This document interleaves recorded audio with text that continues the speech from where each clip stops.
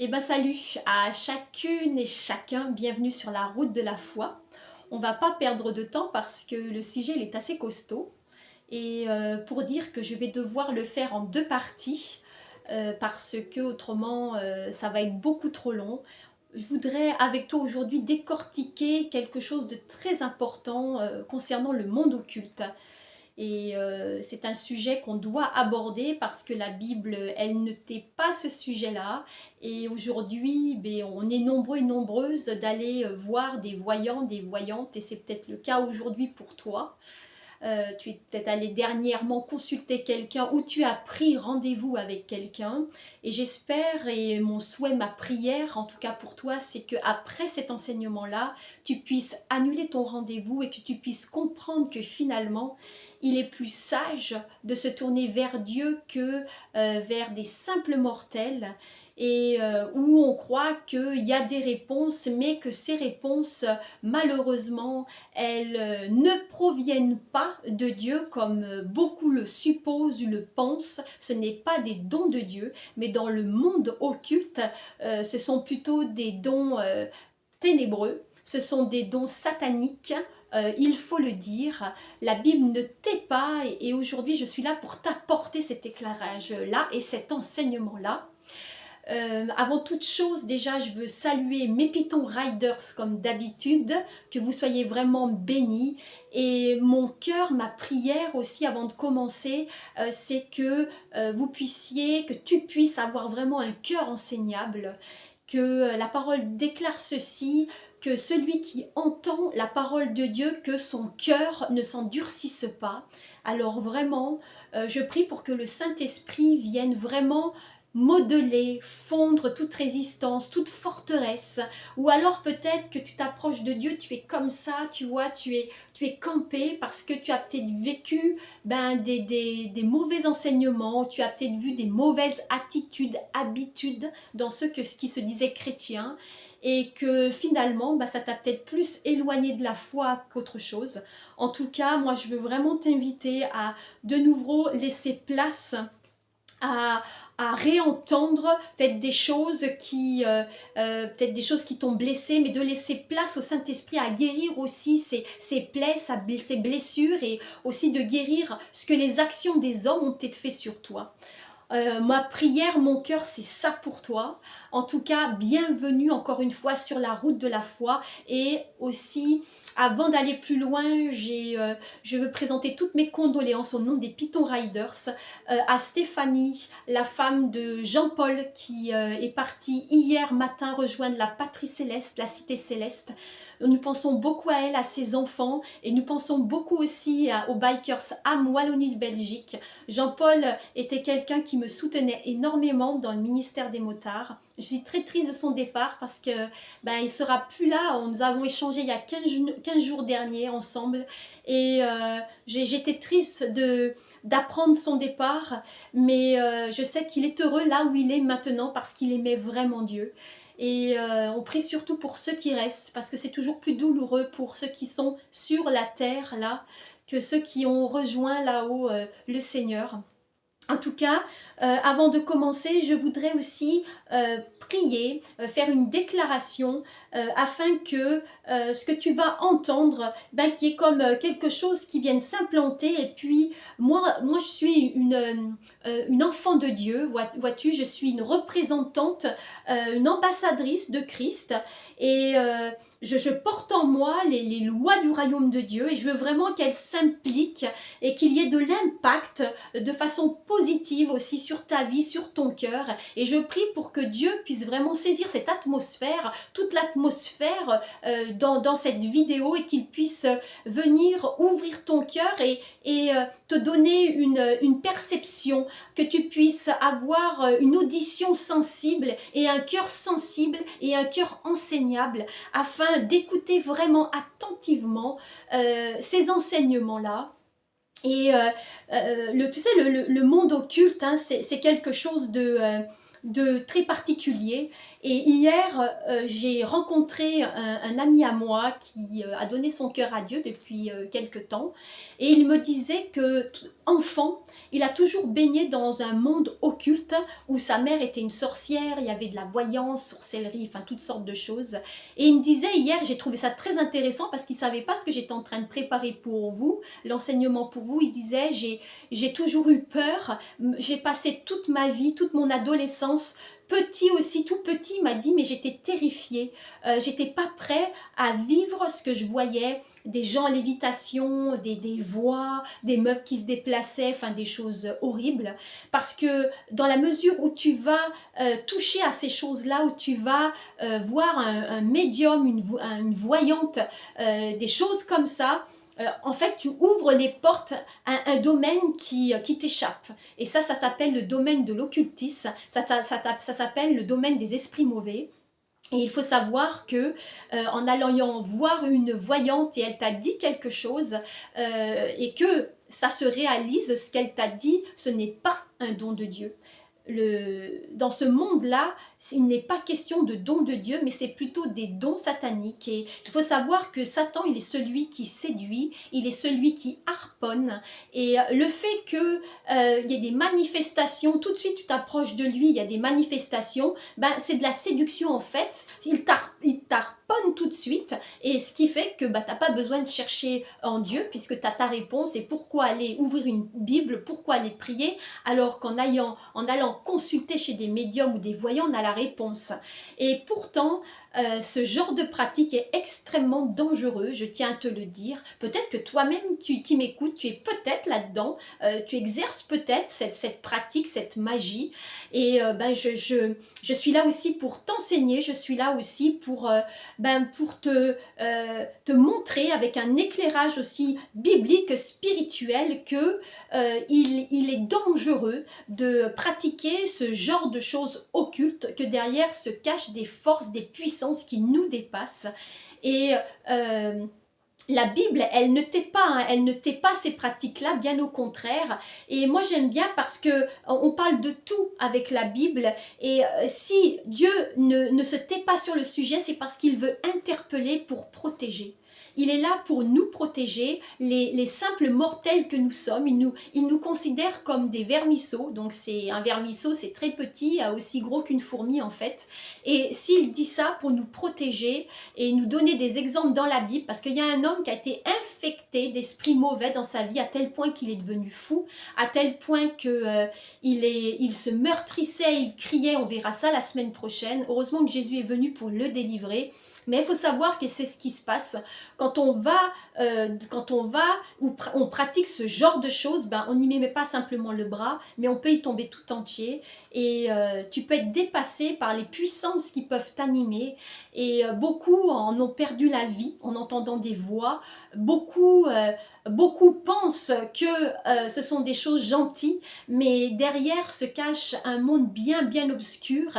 Et on va voir ça.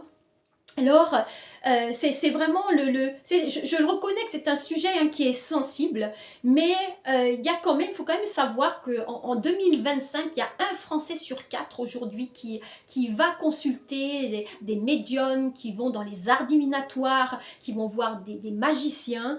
Il y a 28% de hausse, à tel point quand même qu'il y a une recherche hein, spirituelle, et je crois aussi que c'est le monde, l'environnement, l'ambiance aussi qui se passe. C'est quand même, il y a beaucoup d'angoisse et quelque part le fait aussi que les Bibles sont fermées dans les foyers, le fait aussi que on a souvent dit à Dieu interdit d'entrer, hein, on a mis une barrière à Dieu sur notre cœur, ce qui fait qu'on n'a plus de repères, il n'y a plus rien.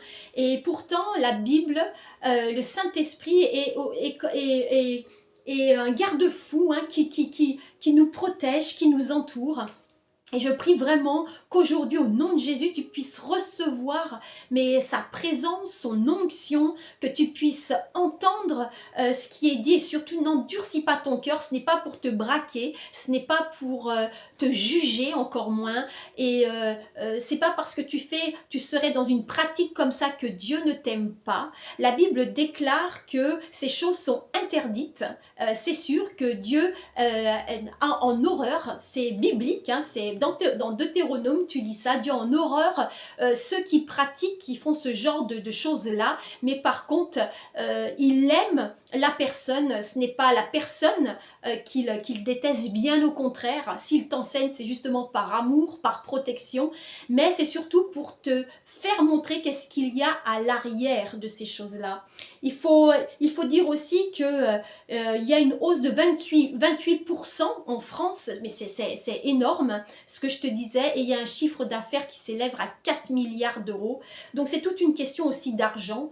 Et les 18-34 ans, parce qu'il y a les Instagram, les choses là, parce qu'il y a de l'argent à faire facilement, toi peut-être qui es jeune, qui m'écoute, si tu es tenté de faire de l'occultisme pour gagner de l'argent, vraiment je te conseille de stopper. Peut-être toi aussi qui as peut-être pris un rendez-vous avec une voyante, je te conseille d'annuler ce rendez-vous et je t'invite plutôt à ouvrir la Bible, à prier ton Dieu, et ton Dieu qui est là dans le lieu secret avec toi va te répondre à tes questions, parce que Dieu n'est pas celui qui se cache. Et si dans ce monde ténébreux, il y est donné des dons, et ben encore plus le Seigneur, celui qui est vivant, celui qui est au-dessus de toute domination, il peut te donner des dons, des paroles de connaissance, des paroles de révélation, et avec lui tout est en équilibre. Il te donne ce que ton corps est capable de recevoir, avec lui tout est sage, tout est posé, tandis que dans le monde des esprits, quand tu reçois quelque chose ou un esprit, c'est quelque chose qui peut devenir incontrôlable, et on en a des témoignages.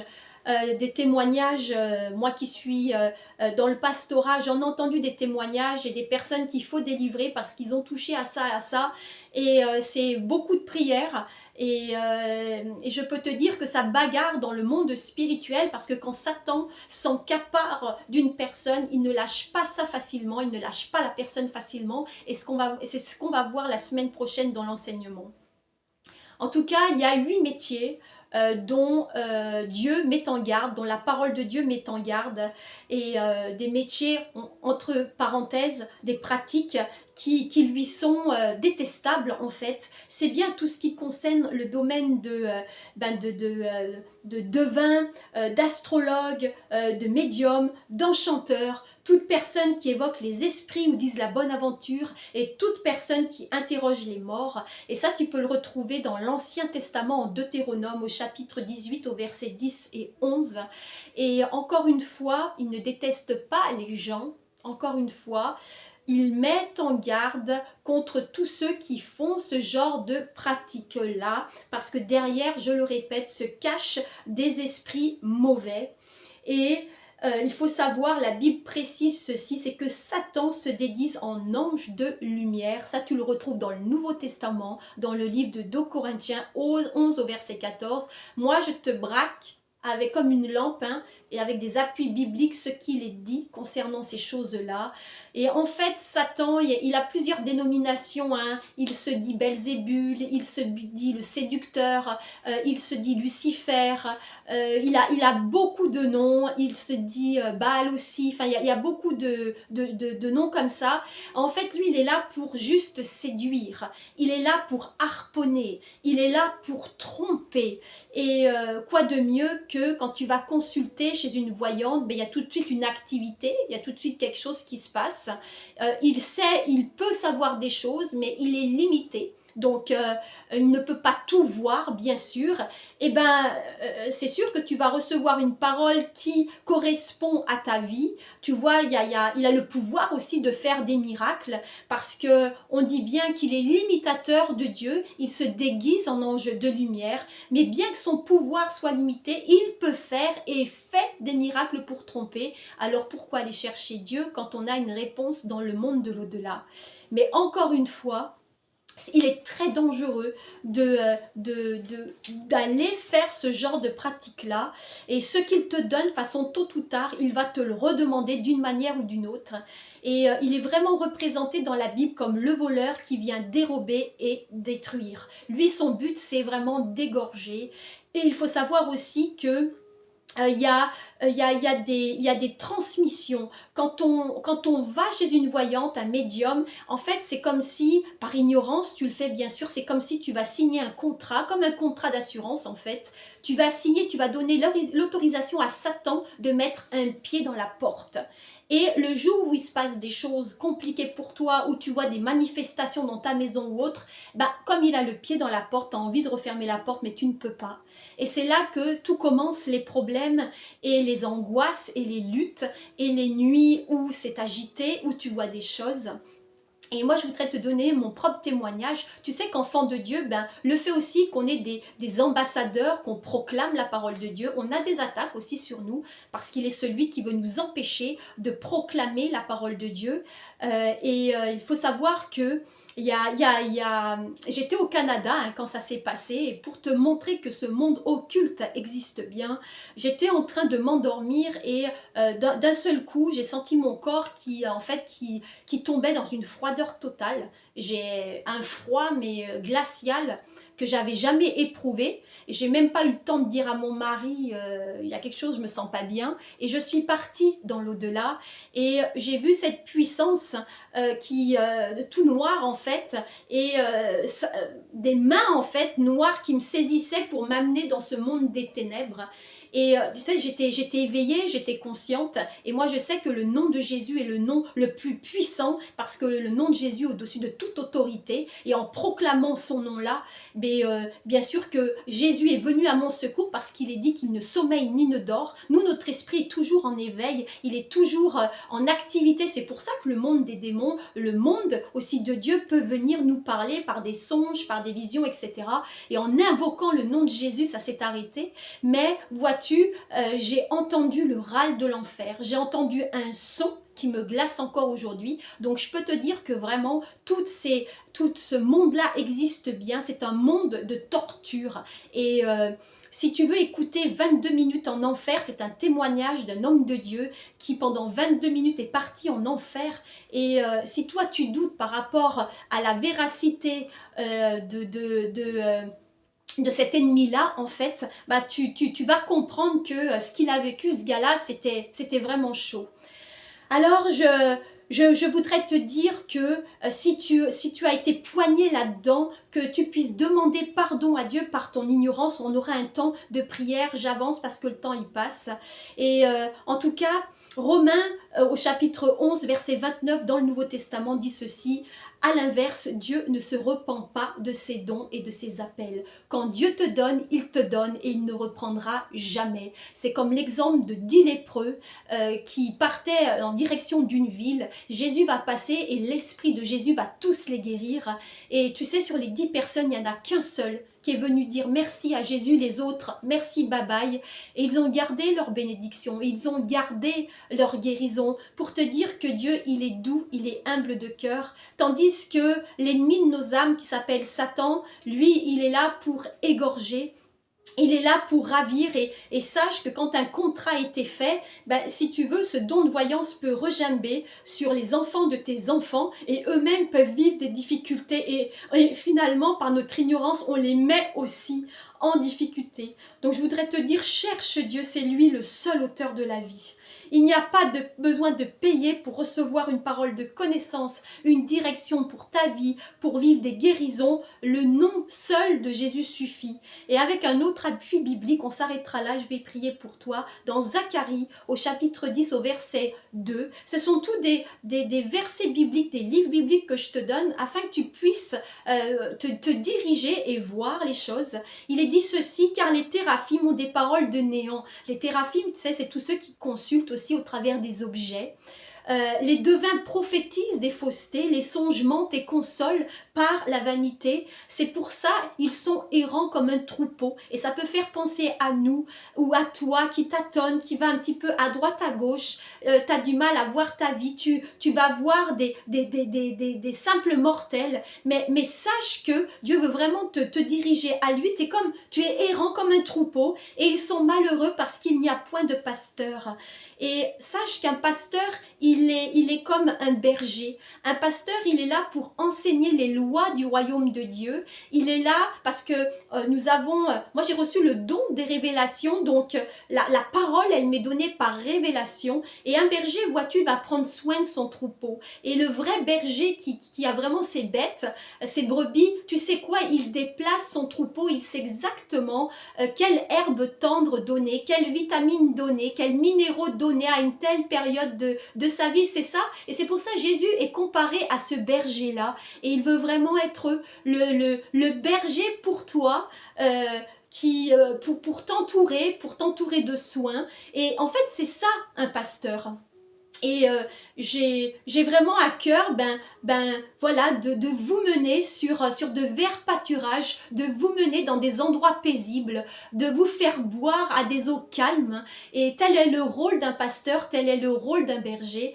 Et un berger, tu sais aussi, il va mettre de l'huile sur la tête de la brebis. Et tu sais pourquoi il met de l'huile sur la tête de la brebis? Déjà, c'est pour éviter les infections des mouches, et puis que les mouches, elles viennent et les bêtes. Mais il faut savoir que quand une brebis, elle a tout plein de parasites sur elle, qu'est-ce qu'elle fait? Elle va se taper la tête contre un mur jusqu'à mourir. Et c'est ça ce que fait l'ennemi. Il veut il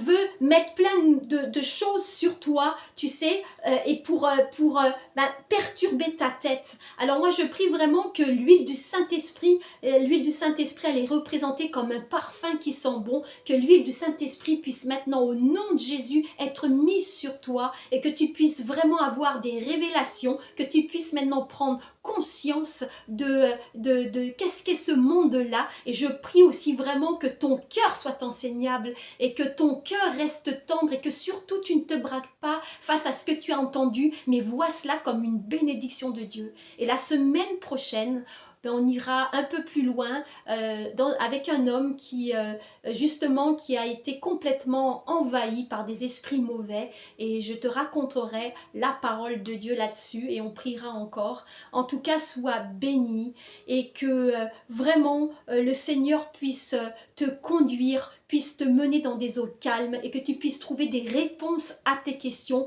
en son nom seul. Amen. À bientôt, à la semaine prochaine, sois béni.